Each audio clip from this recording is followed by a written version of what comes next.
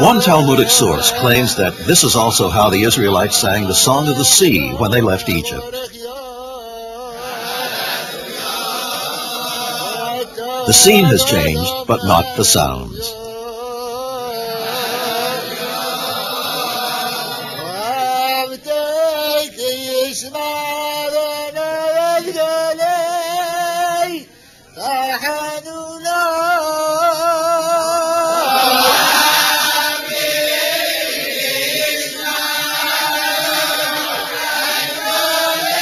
Folk tradition links the origin of the Jews in Yemen to the period of the First Temple's destruction. Ancient Jewish customs, which have nearly vanished, have been passed on due to the Yemenites, who preserved them with utmost accuracy. Yemenites were always known for their precision.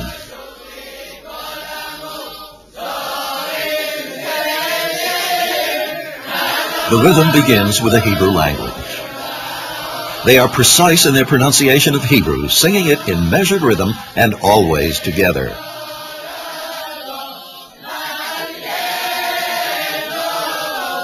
Hebrew is a rhythmic language. Every syllable must be emphasized.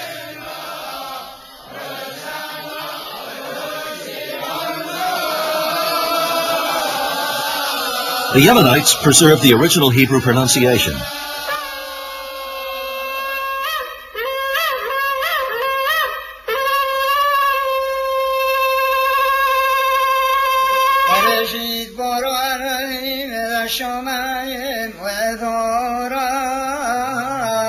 The reading of the Torah, the 5 books of Moses, is the foundation of it all. Most Jewish communities have only one qualified Torah reader. In Yemenite synagogues, each person called to the Torah reads for himself. As in Talmudic times, the reader is assisted by hand signals indicating the cantillation. During the Second Temple, the Jews in Israel did not understand Hebrew, and an Aramaic translation was necessary.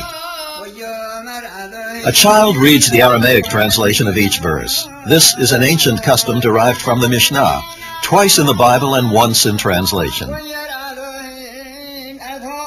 Every syllable is a musical unit.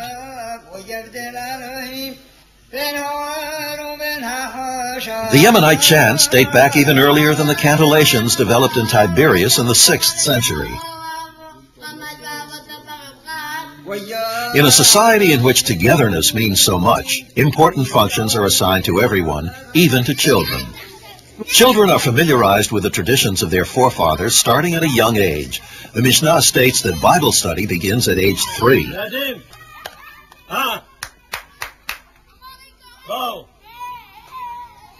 Even today, Yemenite Jews, including those who are not particularly observant, send their children for religious studies after school.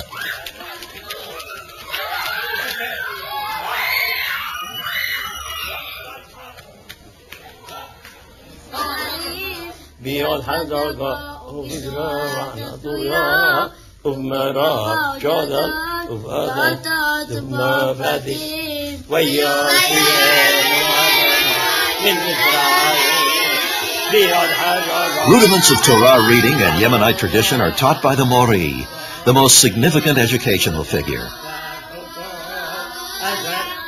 The melodies are fixed and designed to serve the text. The main purpose is to review the weekly Torah portion. For generations, the Yemenites have educated their children in this manner. This tradition continues unchanged.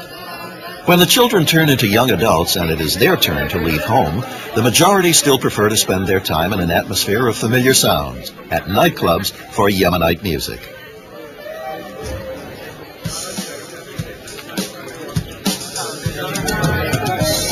Yemenite Jews have not closed themselves off from modern civilization.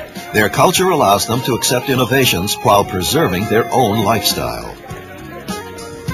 This is a living, breathing, and persuasive culture.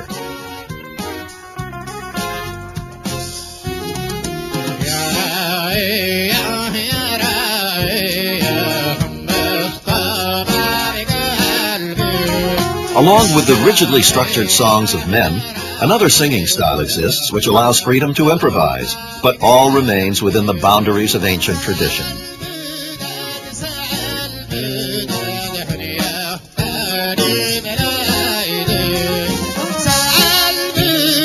The music of Yemenite Jews is not considered part of Oriental Jewish music. It is a separate and unique tradition.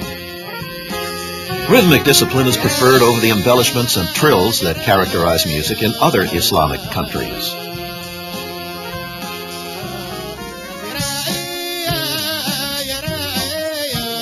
Even among the Arab people, Yemen is esteemed as a country possessing the finest and most original music.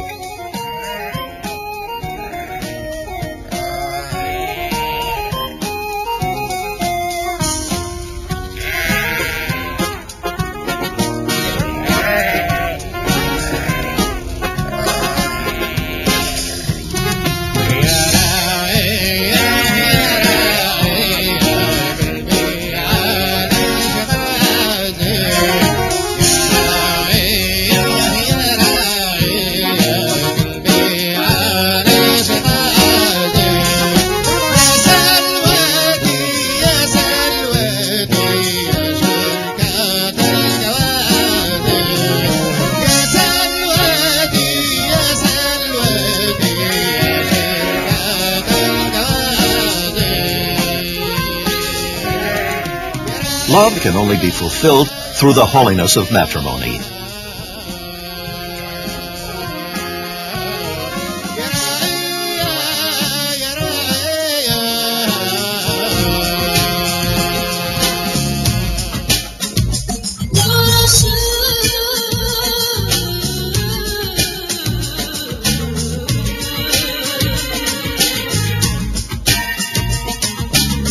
The folk songs of Yemenite women are drawn from the surrounding Arab environment.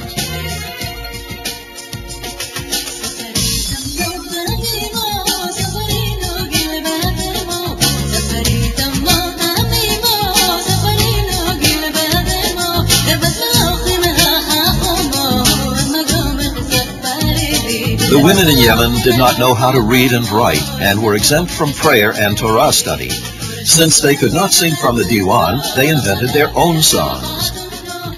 These songs voice simple human emotions, the love of man for woman, of mother for child, a woman's feelings toward her husband, jealousy, themes that are not found in the songs of men.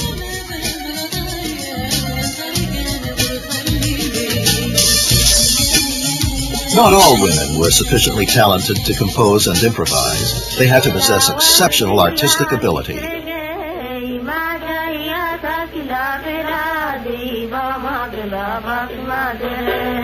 There were always talented women whose songs were adopted by the community and passed on orally from mother to daughter. Members of the community called them the poetesses. The role of women's music was similar to the men's, to bring joy to the bride and groom.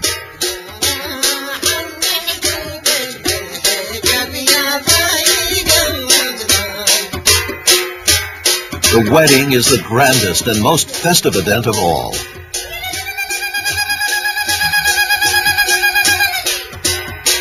The bride and groom are crowned as king and queen, and their status obliges them to behave with regal dignity. Everything is carried out precisely and meticulously.